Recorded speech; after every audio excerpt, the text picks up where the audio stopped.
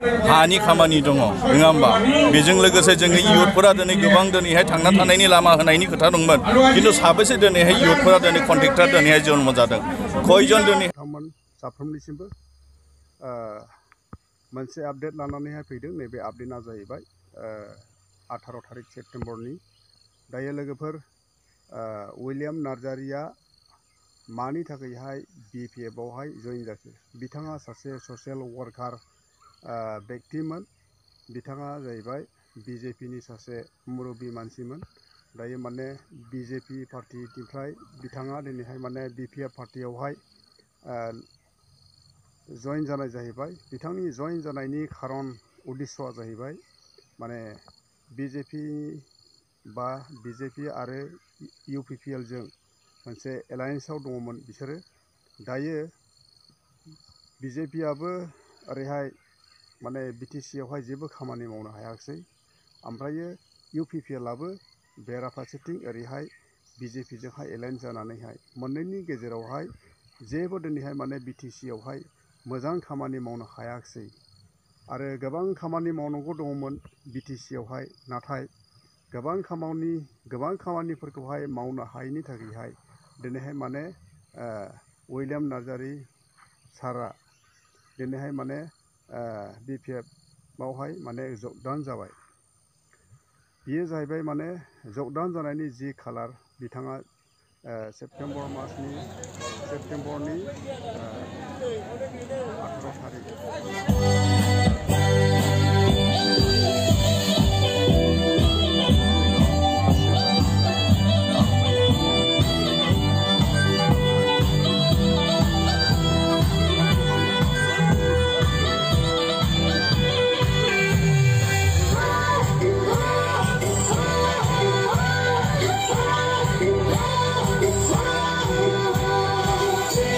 कुनु बहाय जिनिसा दावत गैया 100% BPF सरकार फैगोन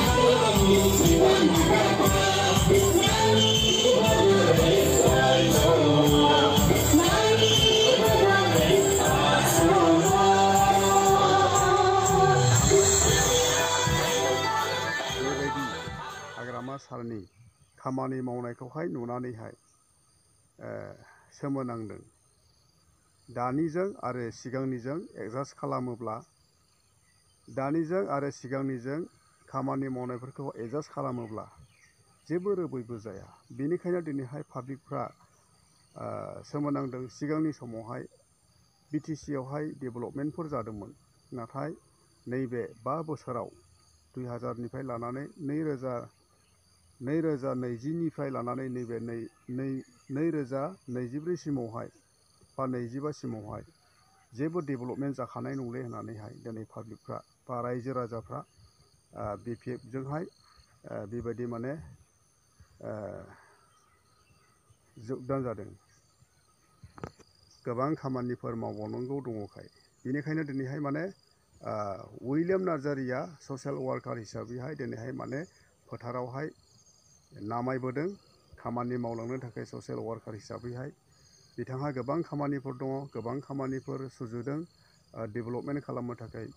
BTC आवहाय बेनिखायनो रायजो राजाफ्राबो बिथांजों लोगोसे सापर्ट दङ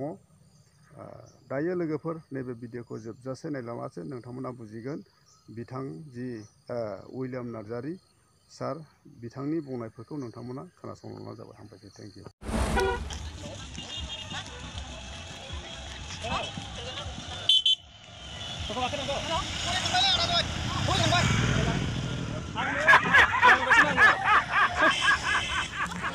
BPL आव जइन जाबाय मा थांखिजों जइन जाखो आरो उननि समाव मा हाबा मावो दे खोथाया जाहैबाय क्लियार खोथा आं रावखौबो दिनैहाय दुसिनो थाङा खिन्थु दिनैहाय जिनिसा आङो एज ए ससियेल वार्कार हिसाबै दंमोन आरो दिनैहाय जिनिसा BPF नि आगयनि जिखिनि सरकार मावनाय आरो दिनैनि जे सरकार मावनाय बेखौ आङो मोननैखौबो फारागथिखौ नायनानै दिनै जिनिसा जाथि गावनि जाथिखौ दैदेनलांनायजों लोगोसे आन जनगोष्ठीखौ बोरैहाय जिनिसा मोजां लामाजों दैदेनलांनो हायो उन्नयन खालामनो हायो बे नोजोरखौ बोनानै आङो दिनैहाय BPF दलाव आङो दिनैहाय जइन जादों। उननि समाव मा मा खामानि मावो? दा उननि समाव गोबांथार दिनैहाय जिनिसा जोंहा खामानि मावनांगौ दं हानि खामानि दङ नङा होमबा बेजों लोगोसे जोंनि इयुथफोरा दिनै गोबां दिनैहाय थांना थानायनि लामा होनायनि खोथा दंमोन खिन्थु साबेसे दिनैहाय इयुथफोरा दिनै कन्ट्रेक्टर दिनैहाय जन्म जादों खयजन दिनैहाय जिनिसा बिजनेस खालामनो मोन्दों जोंथ' बेखौ नुवाखै न'खर साख्रि होनायनि बाथ्रामोन बेफोरो दिनै हाखाया बियो बे जाखाया खिन्थु अब्लाबो किसुमान जोंनि बौनि इयुथफोरा जेखिनि मोननांगौमोन जेखिनि खामानि दामानि बिभिन्न खेथ्रआव जेखिनि थांना थानायनि राहा होनो नागिरदोंमोन बे दिनै फैलार जादों बेनिखायनो जिहेतु बै समनि सरकारा मेगनजों जिखिनि नुदों लामा सामा नों कलेज इउनिभार्सिटि मोनफ्रोमबोखौ बयबो जनगोष्ठी बयबो रायजोफोरा दिनै मिन्थिगौ आरो दिनै बेबादिनो जोङो फैबाय थानायावबो BPF सरकारा आरो BPF सरकार जाखागोन पसिसाव खुनु बहाय जिनिसा दावत गैया 100% BPF सरकार फैगोन नोंथांमोनाबो मिडिया हिसाबै मिन्थिखागोन मोनफ्रोमबो गामियाव दिनै मोनफ्रोमबो जाथिनि खुगायाव दिनै BPFखौ फिन सरकाराव लाबोनो थाखाय दिनै रेडि नोंथांजों लोगोसे साबेसे जइन जादों दिनैहाय आंनियाव आं मिथिनाय बादिबा 3700 अनलि जुमदार समष्टि आरो सराइबिलाव 400 होननानै आं खोनानो मोन्दों आरो रायजो राजाफोरनि खुगानिफ्राय मिथिनो मोन्दों माने जमदुवार समष्टिनिफ्राय नोंथांखौ केन्डिडेट हिसाबै बे निस्सय बेखौ जिनिसा आं दा बुंनो हाला जिहेतु सम दंबाव खिन्थु हाइकामान्डनिफ्राय मोनसे बिथोन हरदों जे जिनिसा जुमदार समष्टिखौ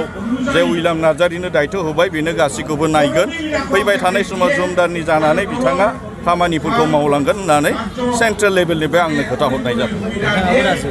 निस्सय आङो दिनैहाय राजि जादों गनायनानै लादों गोबांखिनि आङो बेखौ सिन्था खालामनाय एक्सेप्ट खालामदों बेनिखायनो दिनै BPF आङो जइन जादों